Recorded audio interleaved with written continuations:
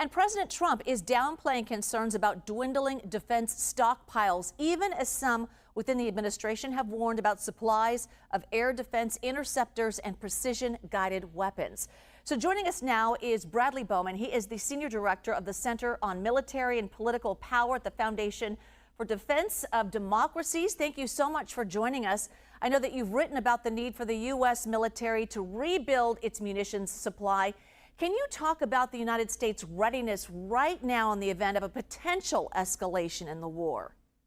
Thanks for the opportunity to join you. As someone who served in the U.S. Army and was a helicopter pilot, I believe the United States possesses the most powerful military in the world, and our war fighters are incredibly competent professionals. But the bottom line is American military readiness has eroded, and one of the major reasons for that is this munitions crisis we confront. Now, I don't use the word crisis lightly, but that's really what we are in right now.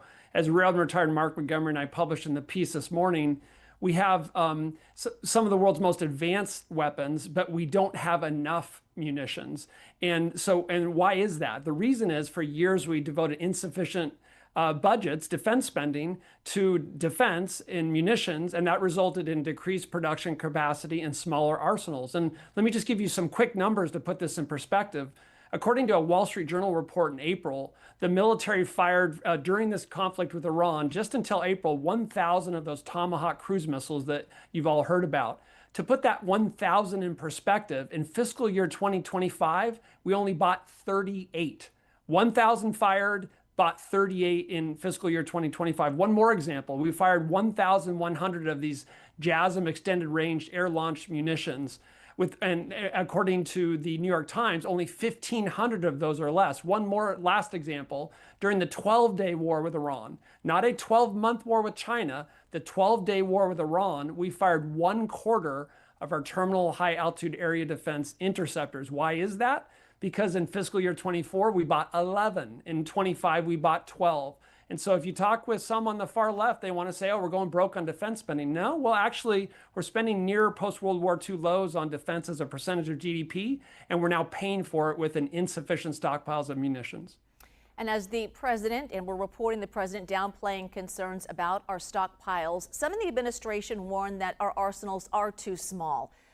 Who out there may be watching and taking note of this information, and what do you believe needs to happen to keep our military prepared? It's a great question, and the answer is our enemies are watching. Last year in June, testifying to Congress, the chairman of the Joint Chiefs, Dan Kane, warned Congress that China, Russia, Iran, and North Korea, his words, not mine, are pursuing unprecedented levels of cooperation, end quote. And then he reiterated those concerns last Tuesday to the Senate Appropriations Committee. He said our adversaries are aligning in their interests, creating simultaneous challenges across multiple domains. They are sharing intelligence, combat capabilities, and technology. Me and my colleagues at FDD, Elaine Dzinski and Mark Montgomery, just published a book today, actually, called Axis of Aggressors, Countering the Cooperation of China, Russia, Iran, and North Korea. And their cooperation is growing, and they're watching us closely. There's a word in D.C. that people use a lot but don't really understand. It's deterrence. It's what our adversaries, their perception of our military capability and our political willingness to use it. If they believe that we don't have sufficient munitions to deter their aggression, we're going to get more aggression, and we're going to find ourselves in wars we could have prevented. Bradley Bowman. Bradley, thank you. Thank you very much.